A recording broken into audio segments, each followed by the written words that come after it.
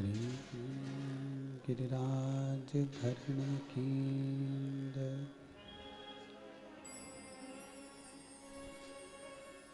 श्री वल्लभाधीश कींद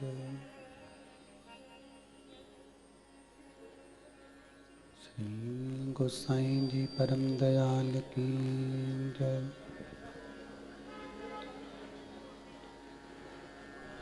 श्याम सुंदर श्री यमुनी महारानी की जय। भागवत महापुराण की जय। काशी विश्वनाथ भगवान की जय। श्री गणेश जी महाराज की जय। श्री गौरा महारानी की जय। खेड़ापति सरकार की जय। संत सद्गुरुदेव गौ माता की जय। चिंता संतान हंतारो यत्पदानु ऋणवा स्वयं तनीचार्यानं प्रणमामि मुहुर्मुहुः। यदनुग्रहतो जन्तुः सर्वदुःखातिगो भवे तमं सर्वदा वन्दे श्रीमद्वल्लभनन्दनम्। अज्ञानतिमिरागास्य ज्ञानजयशलाकया चक्षुरुन्मीलितेन तस्मै श्रीगुरुवे नमः। नमामि हृदये शेषे लीलाक्षरधिशयनं लक्ष्मीसहस्रलीलाम्बिः सेव्यमानं कलानिधिं। चतुर्भीष्व त्रिभिस्तव षड्विजायते योऽसो पञ्चदा हृदये नमः।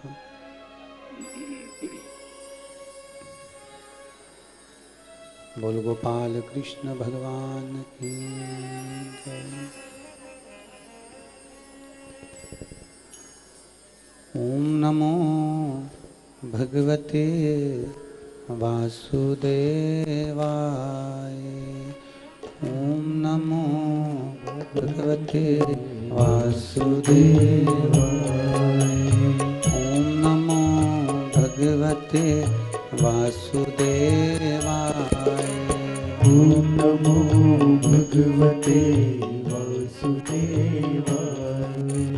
ओम नमो भगवते वासुदेवाय। ओम नमो भगवते वासुदेवाय।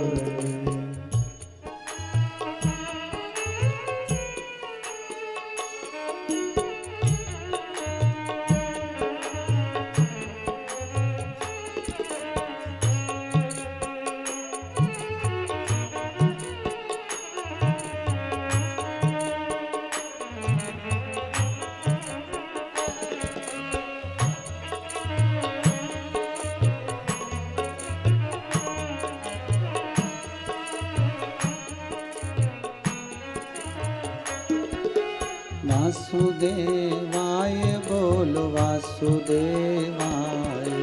वासुदेवाय बोलो वासुदेवाय।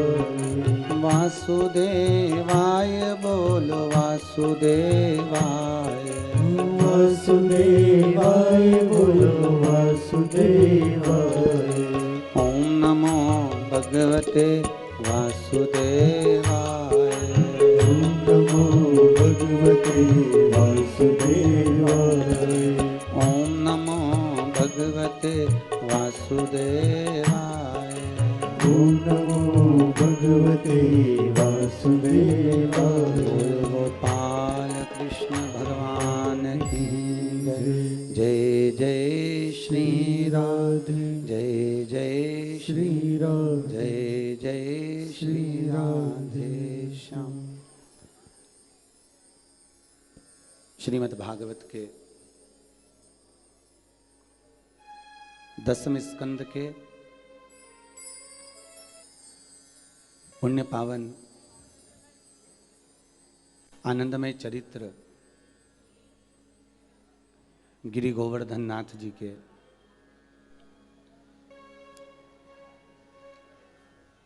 पावन चरणों का स्मरण करने का सौभाग्य श्री माहेश्वरी सेवा संगठन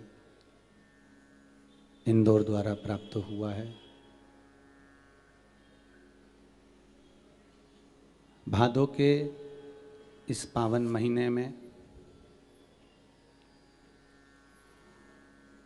भगवान कृष्ण का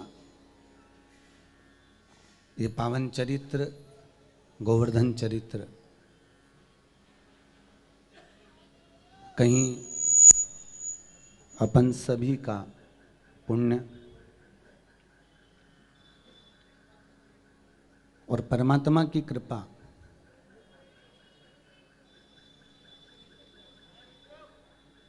जो इतने बरसते हुए पानी में आप सभी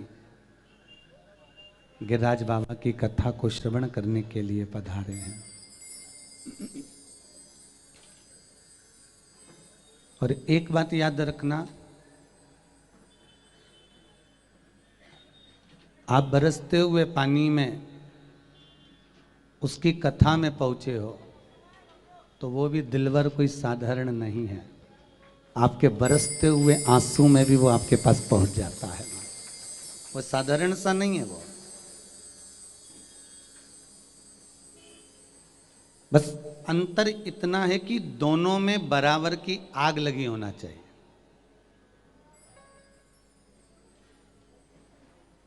भक्त बड़ा कि भगवान बड़ा? अरे बोलो जम के। इंदौर के लोग तो अच्छे से बोलते थे, अभी मालूम नहीं क्या हो गया तुम लोगों को। हो सकता है ठंड में बैठ गए हो। कौन बड़ा है? भक्त। तुम कौन हो? अरे बोलो तो। भक्त। ऐसी कौन सी भक्ति करी जो तुम भक्त कहला गए रे? पहले ये तो बता, भक्त की परिभाषा क्या है? जिसके पास दुनिया के लिए वक्त नहीं और परमात्मा के चरणों में दिन भर भींगा बैठा रहे, वही भक्त है। पर आज के ज़माने के लोग भक्त जरूर कहलाते हैं, पर दुनिया के लिए समय है, पर उस लाडले के लिए समय नहीं। बस मंगला में जाएंगे, वो भी भिंडी खरीद के लिए आएंगे।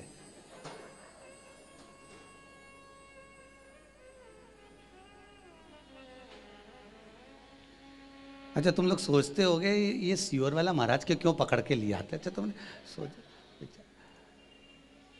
अब गए मंगला में, गए राजभोग में, गए श्रृंगार में, गए उत्थापन में, तो ठाकुर जी से ने लड़ाना था कि भिंडी खरीदना थी? पर जितने वैष्णव हवेली जी में जाते हैं, पहले हवेली जी के अंदर जाने से पहले गली में उनका छोरा, उनका पति, वो सब वहीं छोड़ के चले जाएं और वो वहीं कह देती है अब तुम जाओ, मैं आराम से आ जाऊंगी। और वहीं से देखती देखती, इसके पास भिंडी अच्छी, इसके पास टमाटर अच्छा, इसके पास आलू अच्छा, इसके पास ये अच्छा, और देखती देखती देखती देखती फिर हवेली जी में पहुँचे। अब भगवान भी मन में सोचे बस तू, और वहाँ पर भी पहुँच के कह रही कितना जोरदार श्रृंगार किया, कितनी जोरदार पोशाक पहने, कितनी जोरदार अलकावली है, कितनी जोरदार नग बेसर है। भगवान के अभी बाजार में भी तो बोल के आ रही थी कितना जोरदार टमाटर है। तो भगवान को अच्छा लगे। वो कहते हैं दृष्टि भी उसकी होना चाहिए। तो उससे मिलने के लिए तेरी कसम, अरे आगे अब तो बोलो, एक मुलाकात जरूरी है सनम। बस मेरे लाडले से, मेरे ठाकुर से, मेरे कन्हैया से, मेरे गोवर्धन नाथ से, मेरे श्री जी बाबा से अगर मिलन की जो ललकता है, जो मिलने की आशा है, वो ऐसी होना चाहिए कि बस अब कैसे भी बस उससे एक बार मिल लूं, कैसे भी मिलूं, बस मिलूं, उसके पास पहुंच जा, उसके चरणों तक। भादों के महीने में गोवर्धन चरित्र सुनने का सौभाग्य मिला है जी। एक बार घर जाके नजर उतरवा लेना, किसी की नजर ना लगे आपको। देवता भी तरसते हैं जिस चरित्र को सुनने के लिए। श्रीमद् भागवत कथा में सुबोधनी श्रीमद् भागवत कथा में श्रीमद् वल्लभाचार्य जी ने लिखा, और सुबोधनी श्रीमद् भागवत कथा में श्रीमद् वल्लभाचार्य जी लिखते हैं कि 10वें स्कंद के गोवर्धन चरित्र पर 33 कौटि देवता देवमंडल में खड़े होकर पुष्प अर्जन हाथ में लेकर गिरिराज बाबा की कथा सुनने के लिए स्तुप्त रह गए। स्तुप्त।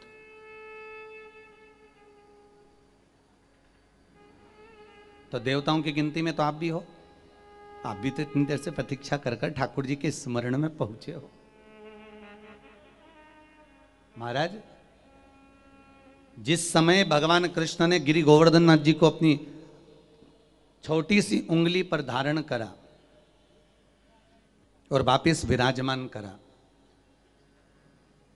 ब्रजमंडल की ऐसी कोई गोपी नहीं थी जो गोवर्धन नाथ जी से होकर किसी कार्य को ना जाती हो। अगर वो मथुरा भी जा रही है तो पहले गोवर्धन होके हुए जाएगी, अगर वो कहीं पर भी जा रही है तो पहले गिरिराज जी होते हुए, गोवर्धन नाथ जी होते हुए, गिरिराज बाबा का स्मरण करते करते, गिरिराज स्मरण की ओर बढ़ते बढ़ते फिर अपने कार्य को जाती है। फिर प्रत्येक गोपी का यही क्रम है, प्रत्येक गोपी।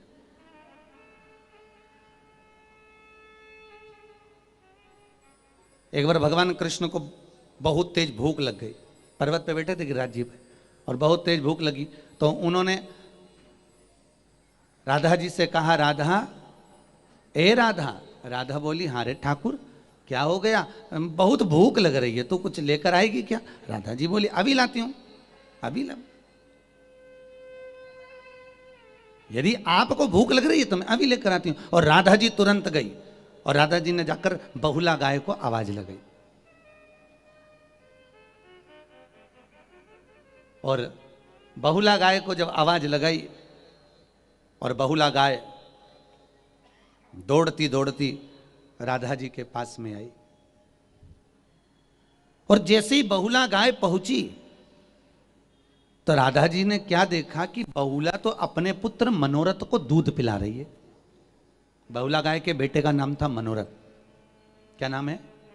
मनोरथ। और हमारे पुष्टि मार्ग में वैष्णव संप्रदाय के अंतर्गत, चाहे आप रामानुज संप्रदाय से जुड़े हो, चाहे आप पुष्टि मार्ग से जुड़े हुए हो, चाहे किसी भी पंथ से जुड़े हुए हो, मंदिर में अगर कोई उत्सव कराते हैं तो पूछते हैं आज कौन मनोरथी है, आज का मनोरथ कौन करा रहा है, आज मनोरथी कौन है। यजमान नहीं बोला जाता, मनोरथी बोला जाता है। आज मनोरथी कौन है? मनोरथी का मतलब है कि बहुला गाय का दूध दोहने वाला, बहुला गाय का स्तनपान करने वाला, जो सुख को रसपान करे, ऐसा पुत्र कौन पैदा हो गया।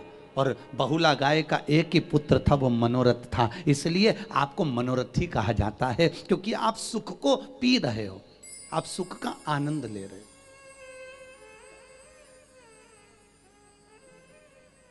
आप सुख को धारण कर रहे हो। तो राधा जी ने बहुला को देखा तो बहुला तो अपने पुत्र मनोरथ को दूध पिला रही थी। अब मनोरथ को दूध पिला रही बहुला, इतने में तुरंत राधा जी ने बहुला से विनती करी, बहुला मेरे ठाकुर को भूख लगी है। बहुला ने मनोरथ को पीछे हटाया और पीछे हटाकर दूध बाटकी में भरकर राधा जी लेकर चली, और दूध ले जाते ले जाते ले जाते ले जाते बीच मार्ग में राधा जी, आप लोग कभी गए हो, गोवर्धन परिक्रमा करी होगी तो मानसी गंगा पड़ती है, ठीक है। अभी यहाँ पर भी परिक्रमा करोगे तो उसमें मानसी गंगा बनी हुई है। मानसी गंगा का महत्व ही यहीं पर है कि बहुला गाय के दूध को लेकर राधा जी जब चली, और चलते चलते राधा जी के मन में भाव प्रकट हुआ कि मुझे भी प्यास लगी है, तो राधा जी ने बहुला गाय के दूध को रखकर हाथ में वहीं पर जल का पान किया। वो मानसी गंगा आज भी निर्मित है, आज भी, जो मन से निश्चितता से उसको निर्मित किया गया, प्रकट किया गया। और दूध ले जाकर ठाकुर जी को दिया, ठाकुर जी ने उस दूध का पान किया, और दूध का पान कर कर ठाकुर जी ने उस जगह पर उस दूध को शिला पर भी आनंद से समर्पित किया। आज भी वो शिला गिरिराज जी में विराजती है, संतान शिला। कौन सी शिला है? संतान शिला। जिस व्यक्ति को 20-20 साल तक औलाद नहीं हो, संतान नहीं हो, पुत्र नहीं हो, पुत्रियां नहीं हो, बच्चे नहीं हो, डॉक्टर कहे कि टेस्ट भी करवाइए, उससे पहले भागवत अपना चरित्र वर्णन करती है कि एक बार गोवर्धन नाथ जी की शरण में जरूर जाइए, वो खाली नहीं भेजेगा, ये पक्का है। गिरिराज बाबा की शरण में जाओ और संतान शिला पर जाइए। संतान शिला, गिरिराज जी में एक शिला ऐसी है जिस शिला के ऊपर जल चढ़ाया जाता है तो जल चढ़ाकर उसमें से दूध निकलता है। जिस शिला पर मेरे ठाकुर जी ने बहुला गाय का दूध छोड़ा था, बहुला गाय का दूध, अभी अपन आगे कथा में सुनेंगे ये शिला कहां पर विराजती। आज भी वहां पर जल चढ़ाते हैं तो दूध निकलता है, उस दूध को पिला दीजिए, 3 महीने के अंदर गर्भ ठहर जाता है महाराज। 3 माह के अंदर बहुला गाय का द्वारा निर्मित वो दूध ठाकुर ने उस शिला पर समर्पित कर, उसको संतान शिला कर, संतान महाराज। तो गोवर्धन नाथ जी का चरित्र आप सुनने के लिए बैठे हो, गिरिराज बाबा की कथा अगर आप सुनने के लिए बैठे हो तो स्वयं 10वें स्कंद में गिरिराज चरित्र का जो वर्णन किया गया, 33 कौटि देवता आकाश मंडल में खड़े होकर गिरिराज बाबा के सुंदर स्वरूप का दर्शन करते हैं। बड़े भाग्यशाली हो जी आप सब, जिस रूप में भी आप गोवर्धन नाथ जी की इस कथा में जुड़े हो, कोई मनोरथी बनकर, कोई कुछ पद पाकर, कोई कथा को श्रोता बनकर, किसी भी रूप में अगर आप जुड़े हो तो आपकी किस्मत स्वयं भाग्यवान, आप आनंद कंदे स्वयं। और बहुत ध्यान देना, बच्चा जैसे गुल्लक भरता है और गुल्लक भरने के बाद गुल्लक फूटती है तो बच्चा कोई गिफ्ट लेकर आता है। आपके पूर्वजों की जब पुण्य की गुल्लक फूटती है तब जाकर गोवर्धन नाथ जी की कथा सुनने का सौभाग्य मिलता है। पुण्य की गुल्लक है ये आपके।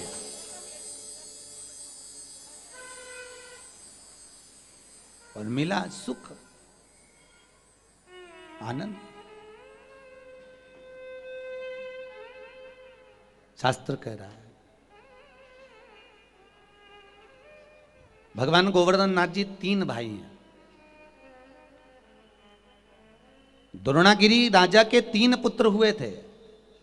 द्रोणागिरी कौन है? एक हिमालय राज जिनके घर में पार्वती का जन्म हुआ, और हिमालय राज के बड़े भाई हैं द्रोणागिरी। किसके भाई हैं ये? हिमालय राज। हिमालय राज के बड़े भाई द्रोणागिरी, और द्रोणागिरी के 3 पुत्र थे। हिमालय राज जी के कितने बच्चे थे? द्रोणागिरी के 3 बच्चे थे, और हिमालय राज के कितने बच्चे थे? हिमालय राज के 2। द्रोणागिरी के केवल 3 पुत्र थे, और हिमालय राज की केवल 2 बेटियां ही बेटियां थी। हिमालय राज के घर में बेटा नहीं, बेटी बेटी थी। पहली थी गंगा, दूसरी थी पार्वती। और द्रोणागिरी के 3 पुत्र थे। पहला द्रोणार्थ, दूसरे नंबर पर कांतानाथ, और तीसरे नंबर पर गोवर्धननाथ। ये 3। एक दिन द्रोणागिरी की धर्म पत्नी अपने छोटे बेटे को लेकर कहीं भूमंडल पर भ्रमण के लिए चली, कहीं जा रही थी। और वो छोटे जो पुत्र थे, सबसे बड़े का नाम है द्रोणार्थ, दूसरे का नाम है कांतानाथ, और तीसरे का नाम है गोवर्धननाथ। सबसे छोटे का नाम क्या है? जम के बोलिए जरा। गोवर्धननाथ। और बहुत ध्यान से सुनना, शायद मुझे उम्मीद है कि इंदौर के इतिहास में पहली बार भगवान गोवर्धन नाथ जी के माता पिता का चरित्र सुनने को मिल रहा होगा। शायद इंदौर के इतिहास में पहली बार।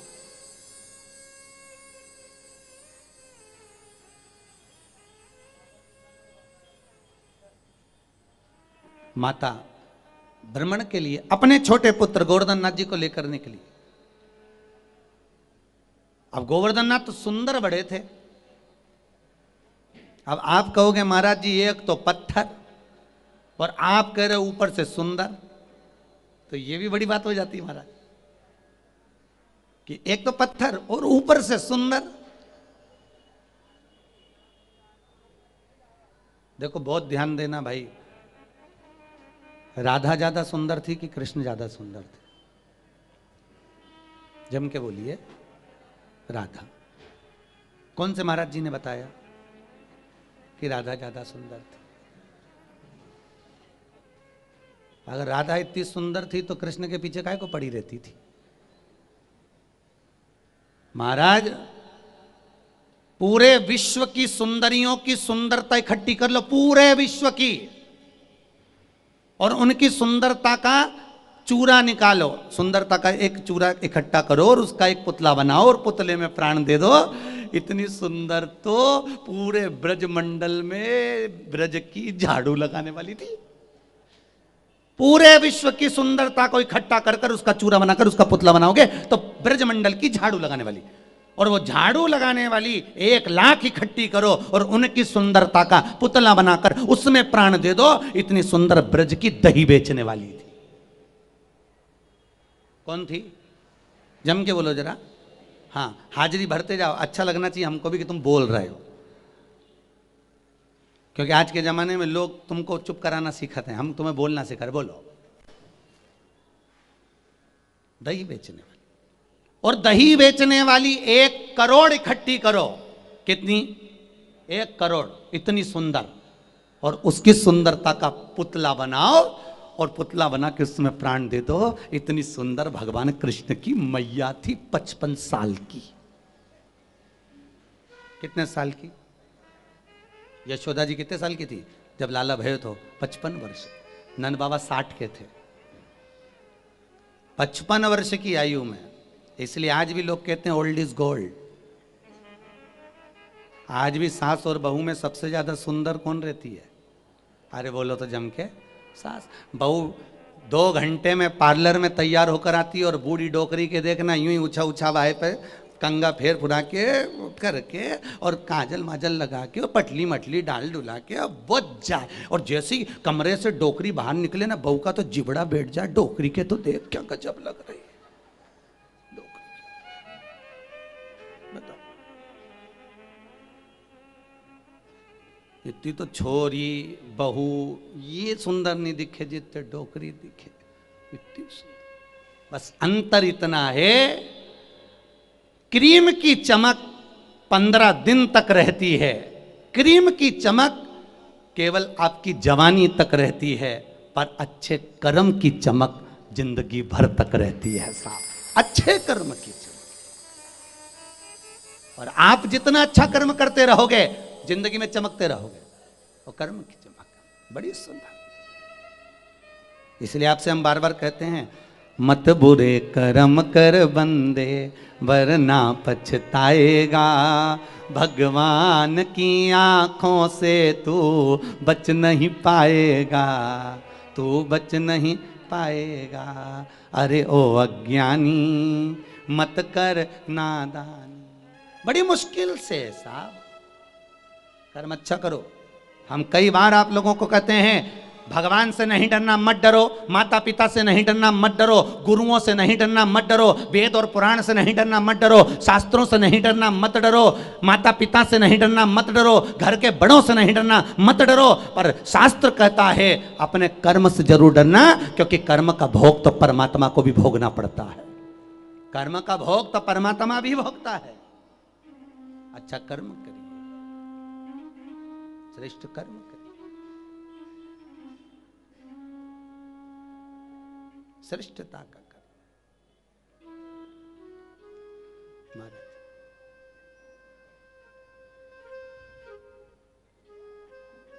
अब लेके चलिए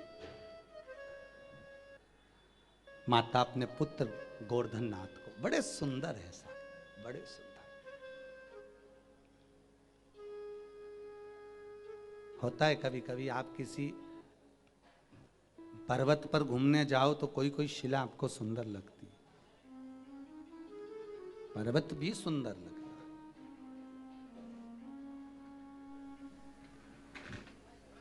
है। एक दिन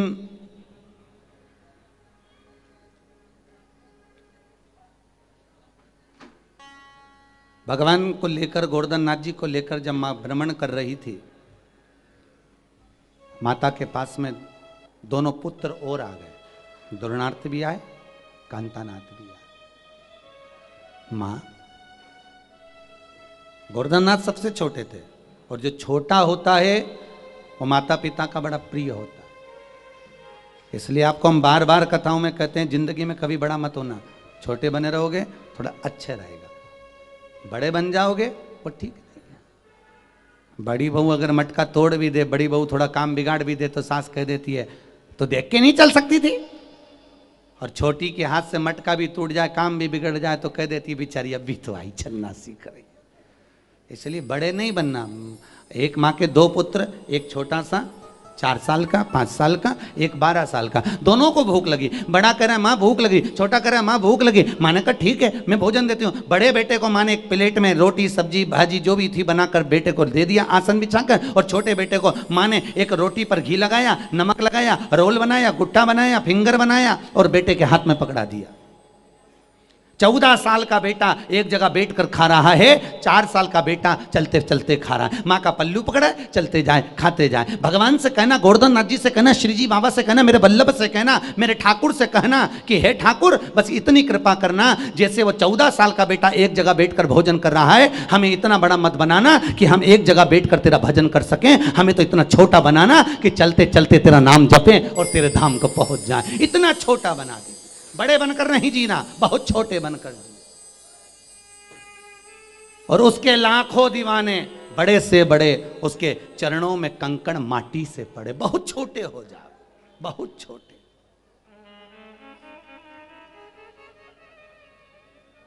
बहुत छोटे बने।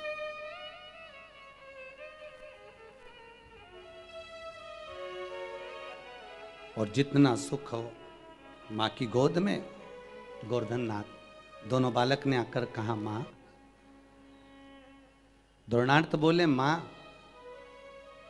हम भी आपकी गोद में बैठना चाहते हैं। मां ने उनको भी गोदी में बैठाया। मां की दृष्टि में कभी बच्चे छोटे और बड़े नहीं होते। किसी भी माता की दृष्टि में, क्योंकि मां ने अगर 3 बेटे हैं, 2 बेटे हैं, 4 बेटे हैं, तो मां ने बराबर का दूध पिलाया है। सब सही है कि गलत है? बराबर का दूध पिलाया है। मां की दृष्टि में बच्चे छोटे बड़े नहीं होते। माता की दृष्टि में तो कोई भेद ही नहीं होता। भेद तो जब चालू होता है जब त्रिवेणी संगम इकट्ठा होता है।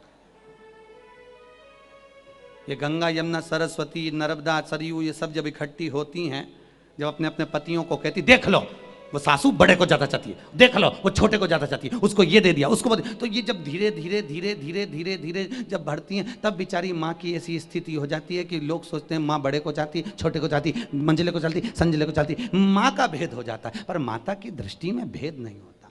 माँ ने तीनों को गोदी में लिया, और गोदी में लेकर आज द्रोणार्थ ने कहा माँ, माँ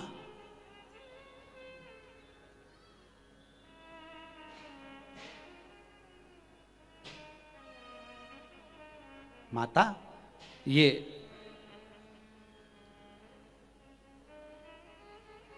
सतयुग में हमारा जन्म हुआ है। कौन सा युग था? जम के बोलिए जरा। सतयुग। गोवर्धन नाथ जी आज का नहीं है। द्वापर में तो भगवान कृष्ण ने पूजन करी थी, और उसके पहले हनुमान जी महाराज मिलके आ गए थे त्रेता में। जब हनुमान त्रेता में मिले थे और गोवर्धन नाथ जी को भगवान कृष्ण ने द्वापर में लिया था, तो शास्त्र कहता है कि सतयुग में मां की गोद में बैठकर द्रोणार्थ कहते हैं मां, जब त्रेता आएगा और त्रेता आने पर रामजी महाराज का प्रागट्य होगा, मां क्या हमें सेवा करना चाहिए? एक माता का वात्सल्य देखिए। मां कहती है बच्चों, जब धर्म का कार्य हो, सत्कर्म हो, भगवत भजन हो, स्मरण हो, कीर्तन हो, तो दौड़कर सेवा में तल्लीन रहिए, जाइएगा, जरूर जाओ, अवश्य जाइए। ठीक है मां। अब माता के संबोधन, माता के शब्द ध्यान में आ गए। गोवर्धन नाथ जी ने भी सुन लिए, द्रोणार्थ ने भी सुन लिए, कांतानाथ जी ने भी सुन लिए। तीनों को सेवा करना है। परंतु इनको क्या मालूम था कि हम तीनों अलग अलग चले जाएंगे।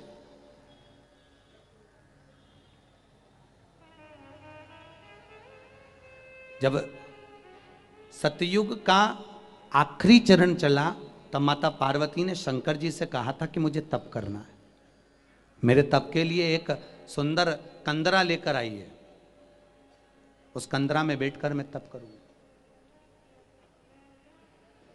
शंकर भगवान गए, द्रोणागिरी से कहा कि हमको एक कंदरा चाहिए। तो द्रोणागिरी ने कहा कंदरा ढूंढने कहाँ जाऊंगा, आपकी सेवा में मेरे बड़े पुत्र को भेज देता हूं। द्रोणार्थ को दिया। द्रोणार्थ को शंकर जी ने ले जाकर गंगा के घाट पर रखा। जिस जगह पर द्रोणार्थ को रखा गंगा के घाट पर, वो काशी बन गई। कौन सी नगरी है? काशी। भारत की भूमि पर, मृत्यु लोक में, इस भारत की भूमि पर केवल 3 पर्वत हैं जिनकी पूरी परिक्रमा होती है। अगर मानसरोवर भी गए हो कैलाश की परिक्रमा करने के लिए तो मानसरोवर की परिक्रमा हो जाएगी, पर कैलाश की परिक्रमा पूरी नहीं होती। कैलाश की परिक्रमा चल के आधे तक पहुंचकर वापिस वहीं से आना पड़ता है। परंतु भारत की भूमि पर 3 पर्वत ऐसे हैं जिनकी पूरी परिक्रमा है। वो द्रोणागिरी के तीनों बेटे, द्रोणार्थ, कांतानाथ और गोवर्धननाथ, इनकी पूरी परिक्रमा होती है। परिक्रमा पूरी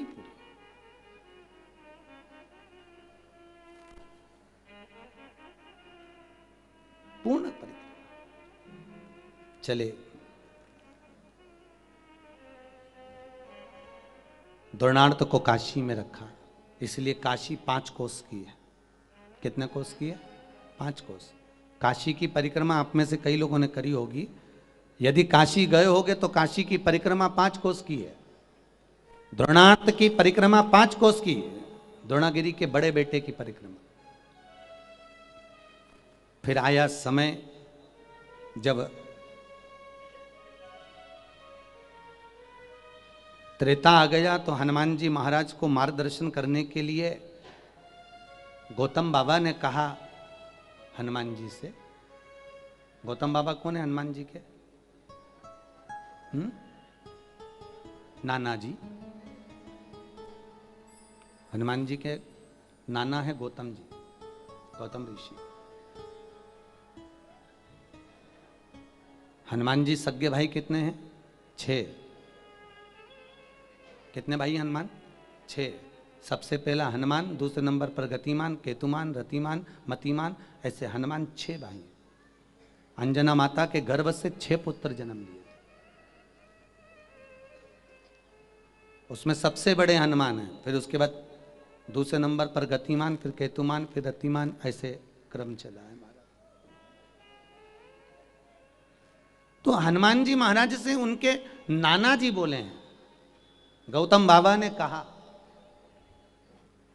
मेरे राम इस भूमंडल पर आ रहे हैं, वन में विश्राम करेंगे। हनुमान, उनकी सेवा का क्रम तुमको देता हूं कि तुम मृत्यु लोक में जाकर उनकी सेवा करना। तो उनके विश्राम की व्यवस्था आपको करना है। हनुमान जी बोले विश्राम कहां पर करेंगे? तो कि वो पलंग पर नहीं, वो गादी पर नहीं, तकिए पर नहीं, रजाई पर नहीं, वो किसी कंदरा में जाकर।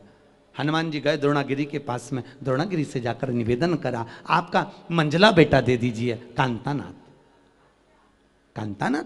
हाँ, राम की सेवा। कांतानाथ ने सुन रखा था कि मुझे मां ने कहा है कि भगवान की सेवा करना, तो कांतानाथ हनुमान जी के साथ में चल दिए और चित्रकूट में जाकर कांतानाथ जी विराजमान हो गए महाराज।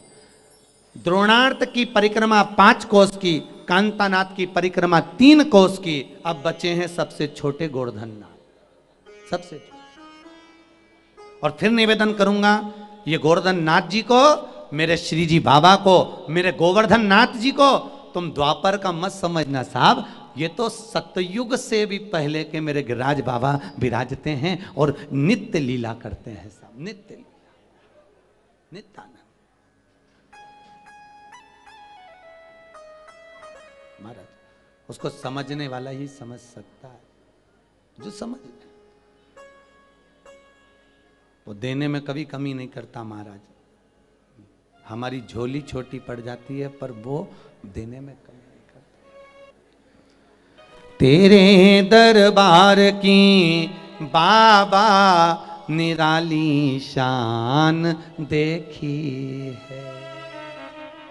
मेरे गोवर्धन नाथ, मेरे श्री जी बाबा, तेरे दरबार की बाबा निराली शान देखी है। तुझे देते नहीं देखा, पर झोली भरी देखी है। हे गोवर्धन नाथ, हे श्री जी बाबा, इसलिए गोवर्धन नाथ जी, हम पापी, हम कपटी, हम छली, हम प्रपंची, पर आपसे निवेदन है, आप हमसे मुख ना मोड़ना। मुख दुनिया मोड़ेगी, बाबा तू मुखड़ा मोड़ी। मेरी लगी परी तीनों, बाबा तू वे ना तोड़ी। वो गोवर्धन नाथ से नित्य भाव। कांतानाथ जी 3 कोस के हो गए, 3 कोस के। आखिरी के बच्चे थे गोवर्धन नाथ। आज मित्रों के साथ में खेल रहे थे,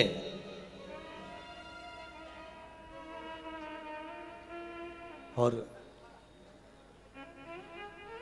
सेवा के क्रम में जब राम जी महाराज की सेतु का निर्माण हो रहा था, कंदराओं को, पत्थरों को लाया गया था, पर्वत उठा लाए गोवर्धन नाथ जी को, आवाज दे दी, सेतु बन चुका है, जो जहां से ला रहा था वहीं रख दीजिए। बीच मार्ग में जब गोवर्धन नाथ जी को छोड़ा गया, बीच मार्ग,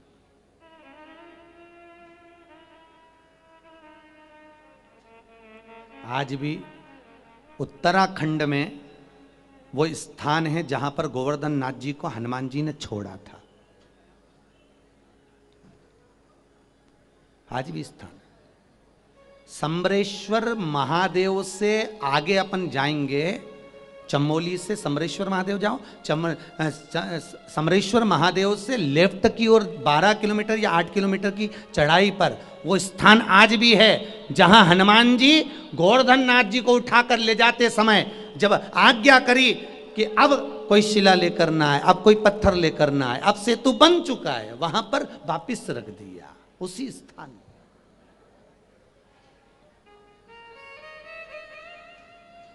गोवर्धन नाथ जी ने कहा, वाह रे हनुमान, वाह, धन्य है।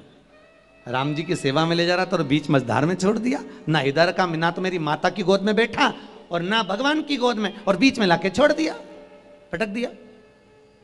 ए हनुमान, यदि मुझे भगवान नहीं मिले तो ये गोवर्धन नाथ जो अपनी माता की गोद छोड़कर आया है, श्राप दे देगा कि तेरी पूजन करने वाला कभी पार नहीं लगेगा, वो भी अटका ही रहेगा।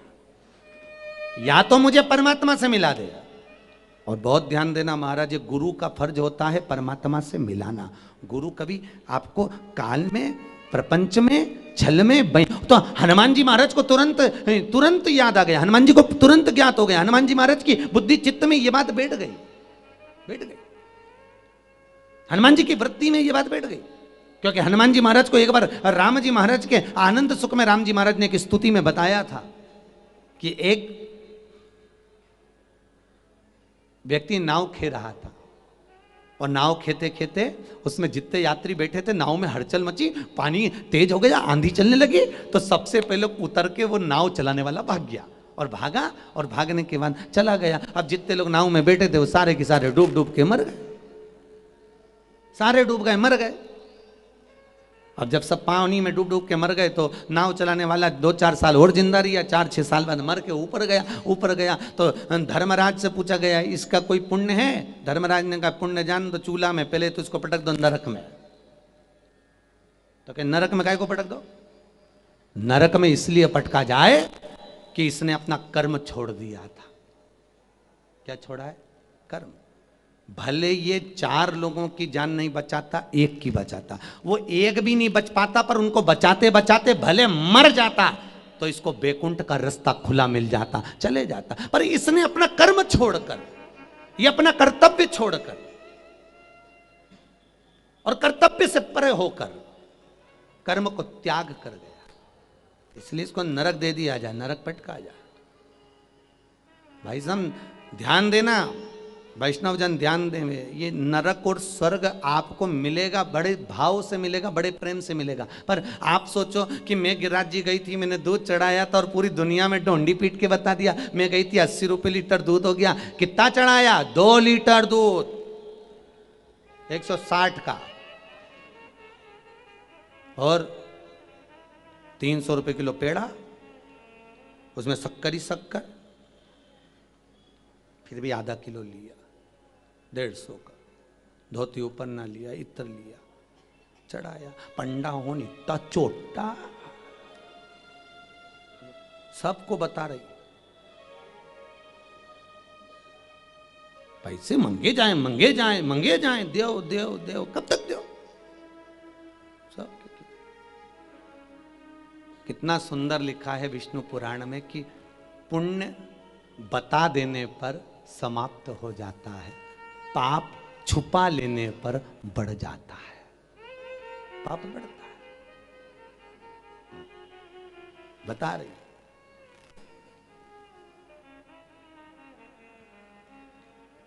अब कभी मत बताना, कभी जिंदगी में मत बताना कि कितना रुपया दान करके आई, कितना पुण्य करा, कितना संकीर्तन करा, कितना स्मरण करा, कभी नहीं। एक बार एक व्यक्ति मरा, ऊपर गया तो चित्रगुप्त महाराज से पूछा गया इसके पाप पुण्य कितने हैं? तो चित्रगुप्त महाराज ने कहा इसने पाप ही पाप करा है, कोई पुण्य नहीं करा, इसका कोई पुण्य नहीं, इसका एक भी पुण्य नहीं है, सब पाप। चित्रगुप्त महाराज ने जैसे ही कहा तो धर्मराज बोले ऐसा दुनिया में कोई पैदा नहीं हुआ जिसने पुण्य ना किया, इसका आजपा जप गिना जाए। आप लोग करते हो आजपा जप? अरे बोलो तो सही, आजपा जप किसको कहा गया? बच्चा जन्म लेता है, मां के गर्भ से जब बाहर निकलता है, उसकी नाल जब कट जाती है, कटने के बाद से बच्चे का आजपा जप चालू हो जाता है जब तक वो मरता है, आखिरी सांस तक। ऐसा कोई मनुष्य नहीं जन्मा जिसने भगवान का नाम नहीं लिया, आजपा जप नहीं किया। प्रत्येक मनुष्य जपता है। प्रत्येक मनुष्य के शरीर से 21,600 श्वास प्रतिदिन निकलती है। तो भगवान ने कहा ये जो श्वास निकलती है इसमें ओम का स्वर बनता है, इसलिए इसके खाते में वो 21,600 श्वास का जप जोड़ दिया जाए और इसको पुण्य के भाग में बैकुंठ भेज दिया जाए। आजपा जप। तो आप लोग, कई माताएं कहती मेरा पति भगवान का भजन नहीं करता, हम कहते जी काहे को झूठ बोलती है, उसकी श्वास निकल रही है ना, बस जप रही है, बहुत है। कोई जरूरी है कि ढोंडी पीट के जपे? कोई जपना जरूरी है क्या? जपे, जपने दो, जपने का क्रम है, सभी जपने का अपना अपना क्रम है। एक होती है 108 मनके की माला, होती कि नहीं होती? अरे बोलो तो जम के। 108 मनके की माला काहे के लिए होती है? कि हमें सिद्धि प्राप्त हो।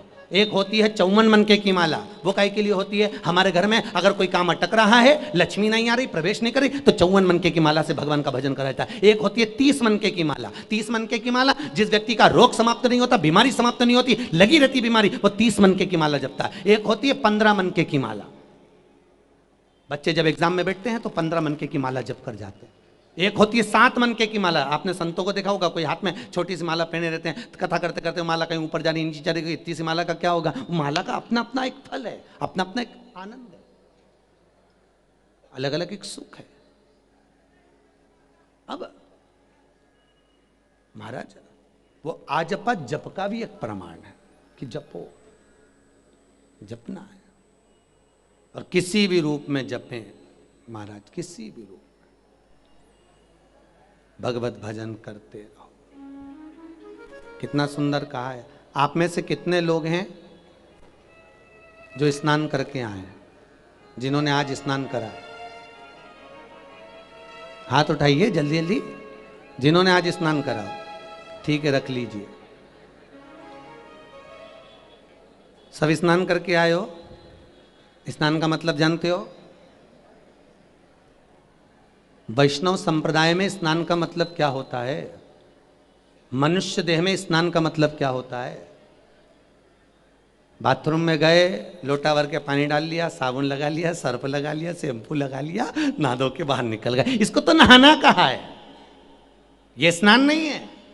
स्नान की महत्वता सुबोधनी में श्रीमद् वल्लभाचार्य जी कहते हैं, मनुष्य के शरीर में 3.5 करोड़ रोम छिद्र होते हैं और 3.5 करोड़ रोम छिद्र मनुष्य के शरीर में मेरे वल्लभ लिखते हैं सुबोधनी में क्यों दिए हैं कि एक दिन में 3.5 करोड़ बार जब मनुष्य के मुख से भगवान का नाम निकल जाता है तब जाकर उसका स्नान हो पाता है साहब। तो अब बताओ तुम में से किस किस ने स्नान किया? 3.5 करोड़ बार एक दिन में भगवान का नाम निकलना चाहिए, एक दिन में 3.5 करोड़। इसलिए मेरे वल्लभ कहते हैं तुम घर में स्नान नहीं कर सकते साहब, इसलिए हमारे यहाँ पुष्टि मार्ग में कहा जाता है कि वैष्णवों की वार्ता करो, सत्संग करो, वार्ता जी पढ़ो। वार्ता पढ़ोगे 4-5 लोग मिलके बाँचोगे, स्मरण करोगे, यमुनाष्टक का पाठ करोगे, भजन करोगे, कीर्तन करोगे, कथा सुनोगे, सत्संग करोगे, भागवत में जाओगे, कहीं सत्संग में पहुंचोगे, गुरुजन के चरणारविंद में बैठकर सत्संग का जब लाभ लोगे तो लाभ लेने पर बीच में अगर कहीं कीर्तन आ गया, कीर्तन में गाते गाते जब ताली बजेगी तो कीर्तन टूटेगा, टूटेगा तो कण कण फैलेंगे, फैलेंगे तो 3.5 करोड़ रोम छिद्र में वो भगवान का नाम प्रवेश कर जाएगा और एक दिन में तुम्हारा 3.5 करोड़ बार जाप हो जाएगा। 3.5 करोड़ बार। तो आज तुम यहां से जाओ तो बड़ी अहंकार में जाना कि आज मैं नहाई, आज मैं स्नान कर, हल्की फुल्की नहीं, आज पूरे स्नान करके जा रही हूं, बिल्कुल आराम से चित्तवृत्ति में वो रम जाए पूरा में।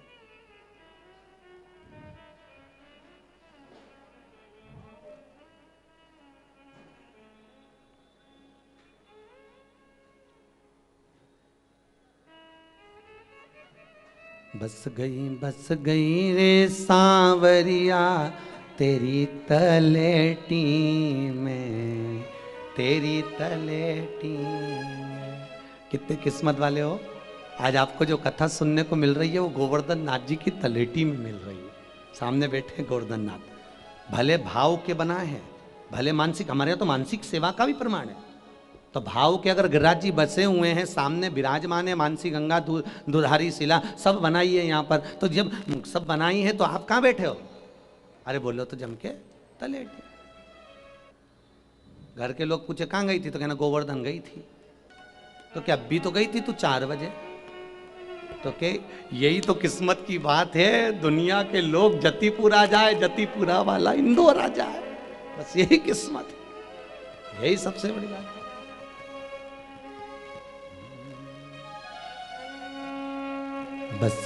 बस गई रे सांवरिया तेरी तलेटी में, तेरी तलेटी में। बस गई रे सांवरिया सब गाइए। तलेटी में, तेरी तलेटी में। बस गई रे सांवरिया तेरी तलेटी में, तेरी तलेटी में। बस गई रे सांवरिया तेरी तलेटी। आओ से गाइए दोनों हाथों से। तेरी तलेटी में, तेरी तलेटी में, तेरी तलेटी में, तेरी तलेटी में, तेरी तलेटी। ताली बजाने से पाप निकल जाता है, जो नहीं बजाता पड़ोसी का पाप निकल के उसमें भरा जाता है। ट्रांसफर करो, पड़ोसी जितनी तेज बजाए उससे दुगनी आवाज तुम्हारी आना चाहिए। मालूम पड़े पुण्य कमाने आए तो पाप लेके चले जाओ। ध्यान दो, भाव से गई। बस गई रे सांवरिया तेरी तलटी में, तेरी तलटी में। बस गई रे सांवरिया तेरी तलटी में, तेरी तलटी में। तेरी तलटी में गऊ में बहुत है, तेरी तलटी में गौए बहुत है। तेरी तलटी में गऊ में बहुत है। तेरी तलटी में गौए बहुत है। रम गई रे सांवरिया तेरी तलटी में, तेरी तलटी में। रम गई रे सांवरिया तेरी तलटी में, तेरी तलटी में। बस गई रे सांवरिया तेरी तलटी में, तेरी तलटी में। बस गई रे सांवरिया तेरी तलटी में, तेरी तलटी में। पीछे वाले भी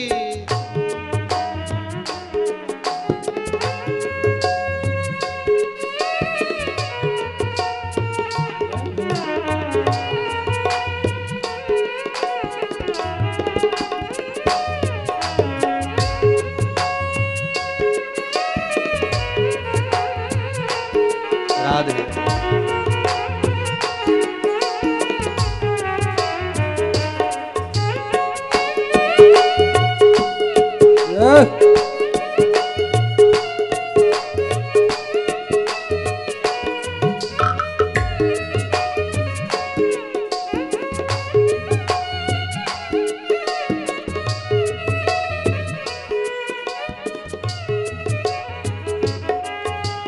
तेरी तलटी में मोर बहुत है, तेरी तलटी में मोर बहुत है। तेरी तलटी में मोर बहुत है। तेरी तलटी में मोर बहुत है। बस गई रे सांवरिया तेरी तलटी में, तेरी तलटी में। बस गई रे सांवरिया तेरी तलटी में, तेरी तलटी में। आ गई रे सांवरिया तेरी तलटी में, तेरी तलटी में। आ गई रे सांवरिया तेरी तलटी में, तेरी तलटी में। जय हो।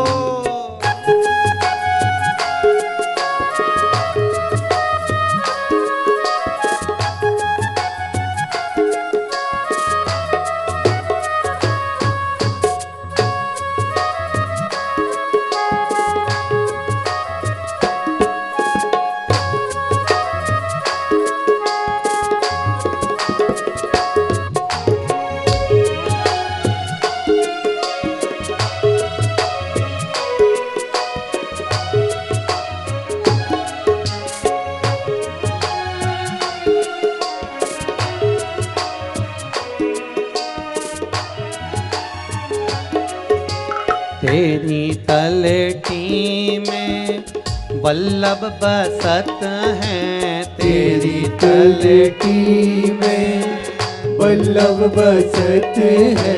तेरी तलटी में वल्लभ बसत है। तेरी तलटी में वल्लभ बसत है। वल्लभ बसत है, यमुना बसत है। वल्लभ बसत है, यमुना बसत है। वल्लभ बसत है, यमुना यमुना बसत है, यमुना बसत है। आ गई रे सांवरिया तेरी तलटी में, तेरी तलटी में आ गई रे सांवरिया तेरी तलटी में, तेरी तलटी में। भाव से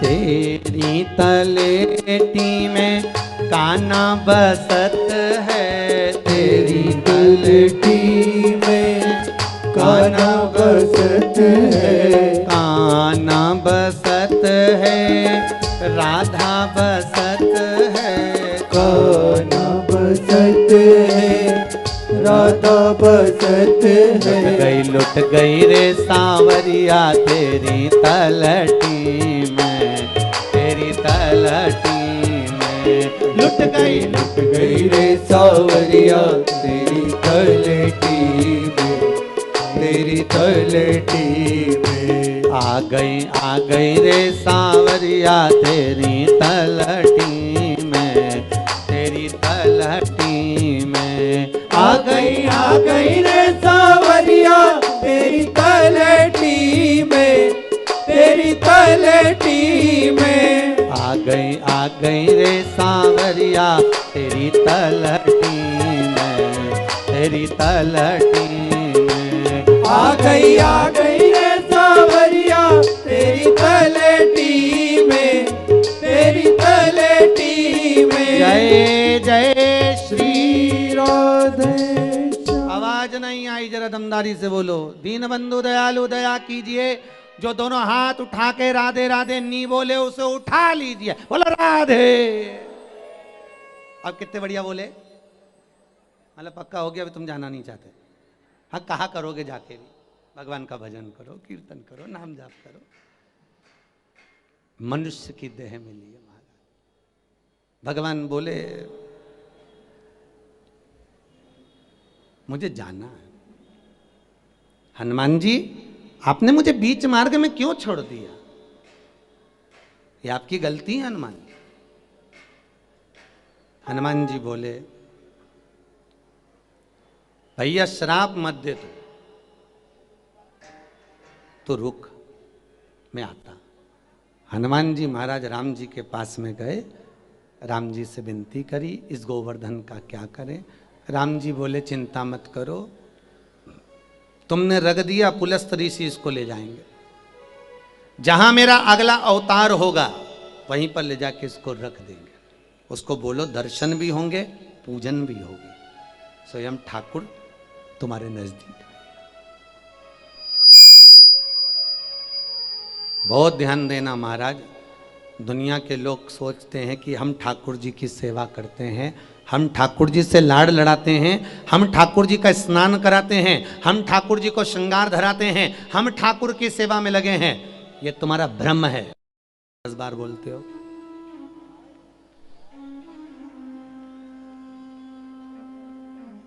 भगवान देता बोलता नहीं।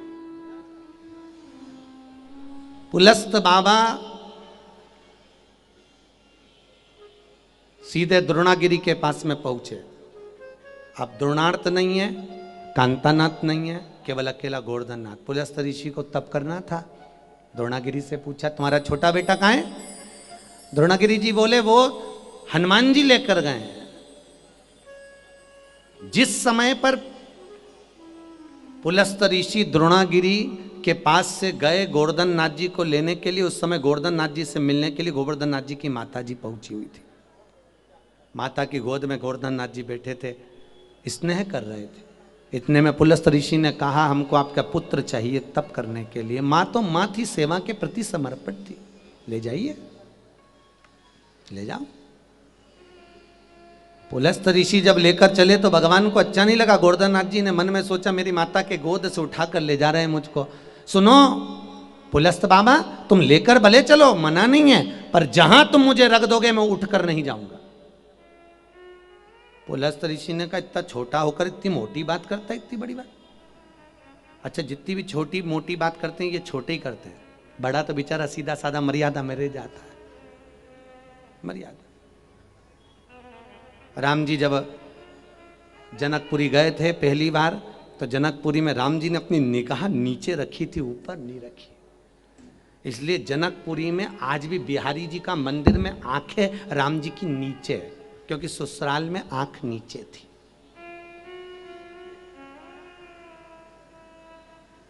तो वैसे भी ससुराल में हमेशा नीची निगाह से चलना चाहिए दादा, बहुत ध्यान रखें। हमारा खुद का देखा हुआ है। हमारा घर नमक चौराहे पर सीहोर में, हमारे सामने वाली लाइन में ब्यूटी पार्लर लड़कों का, दूल्हे वहीं तैयार होने आते। एक बार हम हमारी छत पे बैठे थे, एक दूल्हा तैयार होकर ऊपर देखता देखता चल रहा था, सामने गोबर पड़ा था, फंस गया। इसलिए ससुराल में हमेशा दृष्टि नीचे धरो साहब, बहुत ध्यान रखकर, बहुत ध्यान। अब राम जी मर्यादा में थे इसलिए दृष्टि नीचे थी। इस जगह पर हमारे कन्हैया जी होते तो निशानी लगा के ऊपर चढ़ जाते। वो तो राम जी थे तो मर्यादा थोड़ी सी थी। कन्हैया जी को तो जो लीला करना रहती थी वो अपने मन से करते थे। एक बार उनको कहीं मक्खन खाने को नहीं मिला तो सारी गोपियों क्या चले गए चंदा मांगने के लिए। अपने यहाँ पर पैसे का चंदा होता है, मक्खन का चंदा। कन्हैया जी टोली बना कर गए, एक सखी के यहाँ पहुंचे, काकी काकी बोली क्या है, फिर आ गया तो? नहीं, मैं आपकी बार ऐसे ही नहीं आया, अपने अयोध्या के पंडावन आ रहे हैं पूरे वृंदावन में। अच्छा, तो उनको भोजन कराना, ले जा एक मटकी माखन, एक मटकी माखन। सबकी यहाँ से माखन की मटकी भर भर के लिए आया। तो एक सखी बड़ी होशियार थी, उसने पूछा कितनी बजे आ रहा है? अब भगवान कृष्ण ने सोचा ये तो बड़ी आफत हो गई, बस शाम को आएंगे। कहाँ आएंगे? तो कि गोवर्धन पे आएंगे। वो सखी इतनी उस्ताद, सबको इकट्ठा करके गोवर्धन चली गई शाम के टाइम। एक भी अयोध्या का पंडा नहीं मिला, एक भी। और जितनी माखन की मटकी ले गया था सब गोवर्धन नाथ जी के चरणों में रख दी, सब इधर उधर चारों तरफ। तो सखियों ने कन्हैया को बुला के कान पकड़ के पूछा, अयोध्या का पंडा तो दिख ही नहीं दिया। कन्हैया बोले, इतना सारा बंदर खाता हुआ नहीं दिख रहा, तो कि ये अयोध्या का है? तो नहीं कि और कहीं का है। कन्हैया बोले, अयोध्या का है। तो कि तो बंदर है। कन्हैया जी बोले, रूप बदल के आया है, रूप बदला, बड़ा। अब तुम मुझे लेकर जाओगे, मैं उठूंगा नहीं। तू छोटा हो कि इतनी बड़ी बात करता है, चल मेरे साथ में चल। उठाया, ले गए। और जैसे ही पहुंचे मथुरा के मध्य में, लघु शंका लगी, जतिपुरा के पास में उनको छोड़ा, उठाया, नहीं उठे, श्राप दे दिया तो तिल तिल घटेगा। जिस गोवर्धन पर्वत का आज भी शास्त्र कहता है भूमंडल पर केवल एक देवता है पृथ्वी पर जो आज भी नजर आता है। हनुमान जी महाराज को राम जी छोड़ कर गए, पर हनुमान नजर नहीं आते। हनुमान जी ने कहा, मैं सामने दिखूंगा नहीं, मैं सम्मुख नहीं रहूंगा पृथ्वी पर, दिखूंगा नहीं। पर जो दिखता है वो आज भी है। भगवान कृष्ण ने गोवर्धन नाथ जी से कहा, तू यहीं रुक, तू गोवर्धन बाबा विराजमान हो गए महाराज, उठे नहीं। समय आया, भगवान कृष्ण ने जब चारों तरफ पानी पानी हो गया। ब्रजवासी सब जब भगवान कृष्ण के लिए गोवर्धन नाथ जी का जब पूजन कराने के लिए भगवान कृष्ण गए, खूब सुंदर सुंदर सुगंध आ रही थी ठाकुर जी को, बहुत सुंदर सुगंध। सारी गोपियों के घर जा जाके पूछा क्या बना रही हो, तो क्या मोतीचूर का लड्डू, दूसरी बोली मोहन थाल, तीसरी बोली ठोर, चौथी बोली रबड़ी, पांचवी बोली बासुंदी। कोई कुछ बनाए कोई कुछ बनाए। भगवान कृष्ण ने सोचा इतने सारे घरों में भोजन बन रहा, अकेला मैं खाऊंगा कैसे, हाथ भी दो। तो भगवान ने सोचा है फिर एक काम करता हूं, ऐसा स्वरूप बनाता हूं कि 1000 हाथ हो जाए और सब खा जाऊं। अच्छा, बच्चों के मन में ये सबसे बड़ा भाव आता है। मम्मी जब भोजन बनाती है ना, जब कोई पकवान बनाती है, कोई अच्छी चीज बनाती है, तो बच्चे वहां खड़े होकर देखते रहते हैं, उनके मुंह में से पानी टपकता रहता है, मम्मी कब देगी गुजिया, कब देगी मम्मी के लक्ष्मी जी की पूजन होगी जब मिलेगा, अभी नहीं दूंगी मम्मी गुजिया, मम्मी बोल चल लक्ष्मी जी की पूजन होगी जब दूंगी। अब बेचारी लक्ष्मी की पूजन परसों, ये बापड़ा सूख के कांटा हो गया। लक्ष्मी बच्चे भी लक्ष्मी जी से कह रहे एक दिन पहले नहीं आ सकती, भूख लगी।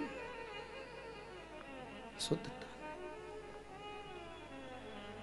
महाराज, सहजता वो कहां सूझे कि त्रिलोकी का नाथ हमारा गोवर्धन श्रीनाथ। अरे त्रिलोकी का नाथ हमारा गोवर्धन श्रीनाथ, भर भर माल लुटावे है संग में खुद भी खावे है। गोवर्धन नाथ जी बाबा के पावन चरित्र का अपन स्मरण कर रहे हैं।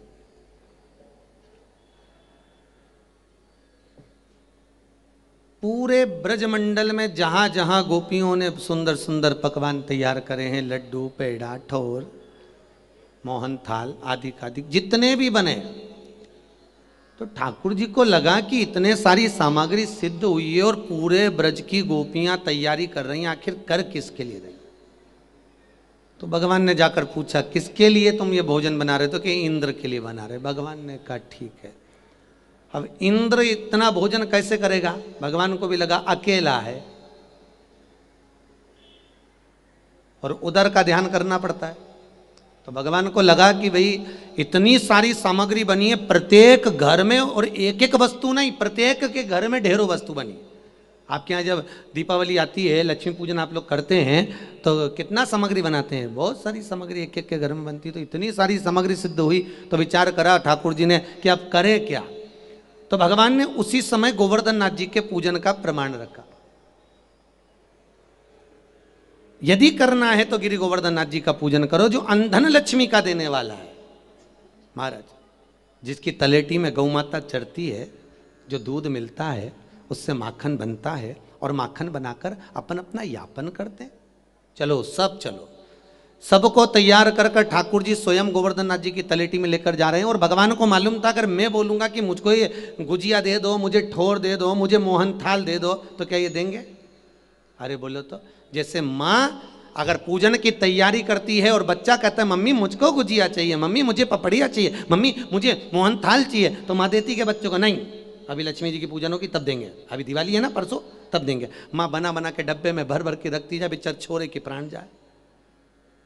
3 दिन में ऐसा दुबरा हो जाए वो गुजिये की याद में, मिलेंगे कब। बच्चे भी लक्ष्मी जी से विनती कर रहे तू पहले आ जाती तो हमें गुजिया पहला मिल जाता। तो भगवान ने विचार करा अब ये पकवान तो ढेर बन गए, अब करा क्या जाए। तो ठाकुर जी ने सारे ब्रजवासियों को ले जाकर गोवर्धन नाथ जी की तलेटी में छोड़ा, और जैसे ही गिरिराज बाबा की तलेटी में ले जाकर छोड़ा तो ब्रजवासियों से कहा ये हमारा देवता है। इतने में ब्रजवासी अब एकदम कोई तुमको ले जाके पहाड़ पर्वत के सम्मुख में ले जाके बिठा दे और के ये देवता है, तो सोचो बहुत कठिन बात है महाराज। किसी के दिल में और किसी के घर में घुसना बहुत कठिन काम है, सबसे ज्यादा कठिन काम। अब जितने ब्रजवासी हाथ जोड़ के बैठे एक दूसरे को कोनी मार रहे, क्यों तुम्हें कहीं देवता दिख रही है क्या? फिर दूसरे ने तीसरे को कोनी मारी, तेरे को दिख रहा है, तेरे को दिख रहा है, नजर नहीं आया, बहुत ढूंढा। आखिरी में एक ब्रजवासी ने दूसरे ब्रजवासी से कहा, इस गोवर्धन पर्वत में से, इस शिलाओं में से क्या भगवान प्रगटेगा? इंद्र होता तो खा कर जाता, पा कर जाता, पर इसमें से कौन निकलेगा? इतने में भगवान कृष्ण ने तुरंत गोवर्धन पर्वत के सम्मुख में बैठकर ठाकुर जी के चरणारविंद की ओर देखकर भगवान गोवर्धन नाथ जी से विनती करी, ठाकुर आप स्वयं प्रकट हो, स्वयं प्रकट। महाराज, मानो तो गंगा माहू, ना मानो तो बहता, ये आपके ऊपर है। कई लोग गोवर्धन नाथ जी की परिक्रमा लगाने जाते हैं और कोलू के बेल की तरह लगाते हैं। तुमने देखा कभी गिरिराज जी की परिक्रमा? कुछ नहीं खाऊंगी, कहीं बैठूंगी भी नहीं, और चलिए लगाए। सुबेरे रात को यहां से कौन सी ट्रेन जाती रे बाबा? इंदौर से, इंदौर देहरादून, उससे बैठे जाए, मथुरा उतरी, तुरंत जाके नहा धो के जो परिक्रमा लगाना चालू करी, ना कुछ खाऊंगी ना बैठूंगी, लगाती जाए कोलू की बेल की तरह। हाँ पड़ी भर आ रही। ठाकुर जी भी कह रहे 700 रुपये खर्च करके आई, थोड़ी देर बैठ के मेरे से बात तो कर ले, मैं खुद तरस रहा था तुझसे मिलने के लिए, इतने दिन के बाद आई और कोलू की बेल की तरह परिक्रमा लगा के, और शाम के अब पति कह रहा चल शयन का दर्शन करी आए। पत्नी बोले गर्म पानी ला दो, नहीं जाओ। अब वो गर्म पानी में पांव डाल के बैठी, पर दर्शन करने नहीं जा रही। महाराज, अभी आपको कथा में कहा था परिक्रमा का भाग, मनकों का भाव। अब चल, और शाम हुई, ट्रेन में बैठी, वापिस अपने घर, वापिस। अब ठाकुर जी को बुरा लगा कि नहीं लगा? ईमानदारी से बोलना, तुम तुम्हारी बहन के घर जाओ, तुम तुम्हारे काका जी के यहाँ जाओ, तुम तुम्हारी मामी जी के यहाँ जाओ, तुम तुम्हारे मौसा जी के यहाँ जाओ, और बस उसके घर में थोड़ी देर जाओ और जाके इधर उधर घूम के कुछ बोले ना चाले, और तुरंत उठ के और चल दिया। मासा जी को बुरा लगेगा कि नहीं लगेगा? अरे बोलो तो रे इंदौर वालों, लगेगा कि नहीं लगेगा? काका जी के बुरा लगेगा कि नहीं लगेगा कि हमारे यहाँ आया 5 मिनट बैठा नहीं और बस आके मुंह दिखा के चल दिया? तो बुरा लगे कि नहीं लगे? तो भगवान को भी के भगवान भी इतना इंतजार करे, इंदौर से आ रही होगी, ट्रेन में बैठी है, 600 रुपये का टिकट कराया है रही, अब आई है मेरे पास, तो थोड़ा बैठ तो सही मेरे पास बैठ कर अपने दिल की बात कहे, थोड़ी सी मन की कोई बात हो तो मुझसे कर जा। बस आई और अपने मन की बात सुना दी, मैं बड़ी दुखी हूँ, मैं बड़ी दुखी हूँ, मैं बड़ी दुखी हूँ। तो गोवर्धन नाथ जी भी राधा जी के साथ में बैठ के चर्चा करते रहे, सखियों के साथ बैठे रहे, तुम्हारी सुनी ही नहीं, क्योंकि तुम अपना दुखड़ा सुना रही थी। भगवान के रोज हर बार आती है, बस परिक्रमा लगा के दुखड़ा सुना के चली जाती, कभी मुझसे नहीं पूछती कि गोवर्धन नाथ कैसे हो, बहुत पानी गिर रहा है, छाता लगा दूं? गोवर्धन नाथ बहुत तेज गर्मी पड़ रही है, थोड़ा गुलाब जल चढ़ा दूं? गोवर्धन नाथ बहुत ठंड लग रही है, शाल लेकर आई हूं, उड़ा दूं? कभी ठाकुर जी से पूछा? बस अपने दुखड़े रोने चले गए। और रोज रोज ठाकुर जी से मांगोगे, रोज रोज जाओगे और भगवान से कहो भगवान ये दे दे, भगवान वो दे। तुम एक प्रैक्टिकल करना, पड़ोसन के जाके कहना जी जी चाय की पत्ती देना, दूसरे दिन जाके कहना शक्कर देना, तीसरे दिन कहना तेरा मोबाइल देना। रोज रोज पड़ोसन के यहाँ जाके मांगोगे तो पड़ोसन भी ताला लगा लेगी, पीछे से रास्ता चालू कर देगी। और तुम रोज रोज ठाकुर जी के मंदिर में जाकर, कई बार तुम्हारे साथ भी हुआ होगा, मन पर हाथ रख कर बोलना हुआ कि नहीं हुआ। कई बार तुम मंदिर में गए और मंदिर में जाके कहते आज मंदिर में रौनक नहीं दिख रही, आज मंदिर में आनंद नहीं आ रहा। तो भगवान के काय का आनंद आए? जैसे मैंने देख लिया तू आई, मैं तुरंत भाग गया, तुरंत पीछे के पीछे। मेरे को मालूम था तू आएगी और मंगेगी तो मैं भागा, मैं काय को छोड़।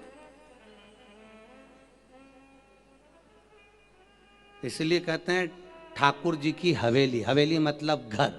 मंदिर में तो भगवान को एक जगह पे ले जाकर बिठा देते, पर हवेली जी में तो ठाकुर जी दूर से देख लेता, लीला बाई आई, मांगेगी, भगवान भाग के ऊपर शयन कमरे में तुरंत पहुंचा। काय कमाना?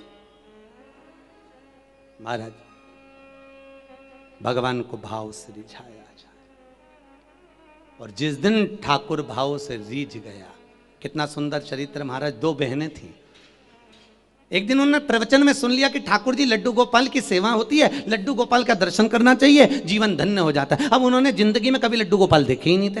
अब लड्डू गोपाल देखे नहीं तो मन में आया लड्डू गोपाल किसके पास होते हैं? तो संत ने कहा संतों के पास होते हैं। अब एक दिन यमुना जी के घाट पे गई, एक संत ने अपना झोला का मंडल रख के यमुना जी में कूदे नहाने के लिए। एक बहन ने दूसरी बहन से कहा बस यही संत की झोली है, इसी में ठाकुर जी होगा। तो क्या करा जाए कि तू संत को देख, आए नहीं, इतने दिन में डब्बा कमंडल सब खोल के देखती हूँ ठाकुर जी कहाँ छुपे। अब उसने सारा झोले का सामान निकाल दिया, उसमें ठाकुर जी नहीं मिले, इतना बड़ा स्टील का डब्बा, उसमें अंदर गद्दा बिछा, गद्दे में ठाकुर जी आराम से लड्डू गोपाल सो रहे। अब बेचारी ने जो लड्डू गोपाल को हेड़ा तो अपनी बहन को आवाज लगाया, जी जी जल्दी आ, मिल गया। कौन? के ठाकुर। कहाँ मिला? के डब्बे के अंदर। इतने में बड़ी बहन आके बोली, आग लग जाए बस संत के, बेचारे को कैसे कुकड़ा मुकड़ा के अंदर भरा है, बता उसकी क्या हालत हो गई, हाथ पांव देख कैसे टेढ़े आड़े हो गए, अब क्या करें। इतने में बहन ने बोला, बाहर निकाल इनको और विनती करें तुम अच्छे से हो जाओ, अभी हम हैं, तुम चिंता मत करो, संत आएगा, जब आएगा तुम तो हाथ पैर सीधे करो।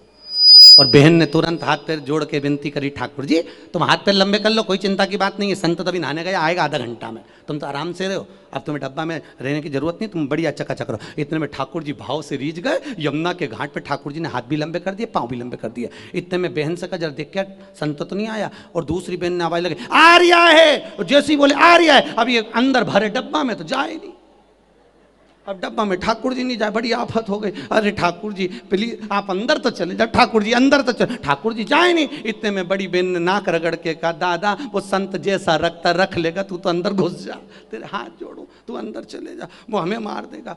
अब भाव को देखकर भगवान को भी हंसी आ गई, और पीतल की मूर्ति वापिस लड्डू गोपाल की हो गई, और गोपाल की होकर डब्बे में बंद हो गई। तुम्हारा भाव होगा तो भगवान है, भाव नहीं तो भगवान कहाँ? भाव ही नहीं है। कई माताओं की आदत थी, तुलसी के क्यारे में जब दिया लगाती है ना, तुमने देखा है, तो वो तुलसी के क्यारे के अंदर ही धरती है। बेचारी तुलसा मैया भी डरती है, आग लगा के मानेगी, बेचारी तुलसी भी डरती। पवन देवता से कहती हवा चलाओ, तुम देखना जब जब तुम दिया लगाने जाती तब तक तेज तेज हवा चलती है, इससे पहले नहीं चलेगी, पर तुमने दिया लगाया और उसने हवा चलाई, क्योंकि उसको मालूम है ये आग लगा के जाएगी। पवन देव हवा चलाओ, पवन देव हवा चलाएं, तो तुलसी मैया हिलती रहे, इधर उधर जाए, वो दिए से थोड़ी दूर बढ़ती चली। ये कैसा तुम्हारा भाव कि भगवान की तुलसा के क्या? एक दिन तुम्हारी सास कुर्सी में बैठी है, उसके नीचे लगा दे दिया, ये कोई भाव है? और बड़े प्रेम से कह रही हम तो बहुत भगवान को रिझाते, हम तो बहुत प्रेम से भाव से मानते। अभी कल जन्माष्टमी थी, साहब पीताम्बरी ले लेके थाली में बैठ गई, और पाउडर पीताम्बरी का सब ने घिसा, सब ने, और एक दूसरे से कह रही आज ऐसी घिसूंगी, ऐसी चमकाऊंगी, अगली दिवाली तक चमकता रहेगा। भगवान ने भी मन में सोचा, अरे यो अम्मा आज मेरा हैप्पी बर्थडे न टू यू, और तूने मुझे घस दिया, अब आंदे तेरा जन्मदिन। और जो तेरा जन्मदिन आया और पति के साथ जा रही थी गाड़ी पे मंदिर दर्शन करने के लिए, जो स्पीड ब्रेकर पे से फिकाई, सब दूर से घस आई, और जो घसाई तो हॉस्पिटल में पड़े, जितने लोग मिलने गए तो सबने पूछा जी जी क्या होगा, कि कहीं नहीं जन्मदिन था, मंदिर जा रही थी, भगवान ने घस दिया। भगवान के मेरे जन्मदिन पे मुझे घसा, तेरे जन्मदिन पे तुझे घसा, ले हिसाब आ रहा, और घस और घस, तुमने तो नहीं घसा। अरे मत बोलो, इशारे में बोल दो, नहीं घसा ना। हाँ, भाव से भगवान चमकता है साहब, ये चमक ये दमक फुल वन में महक, सब कुछ सरकार तुम ही से है। हमारा है क्या? भाव हो वो कहे ना, मेरे मंदिर की तुलसा ना तोड़ पुजारी, पत्ते पत्ते पे लिखा है श्याम बिहारी, पत्ते पत्ते पे लिखा है बिहारी। तुलसा को देखन काना भी आए, तुलसा को कही गई है, काना भी आए संग में राधा को लाए।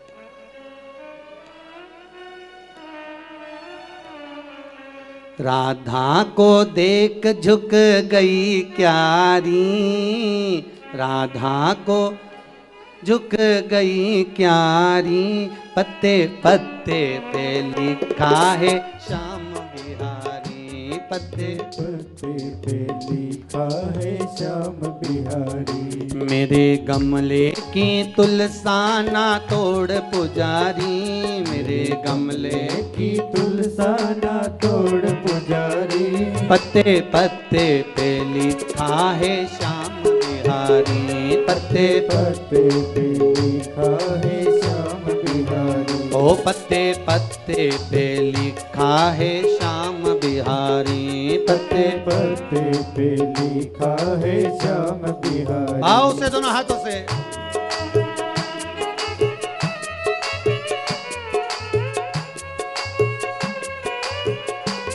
जय हो।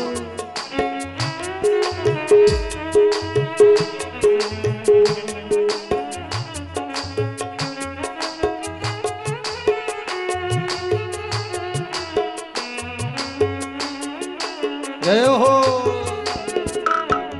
पीछे वाले भी दोनों हाथों से ताली सेवा देते हो।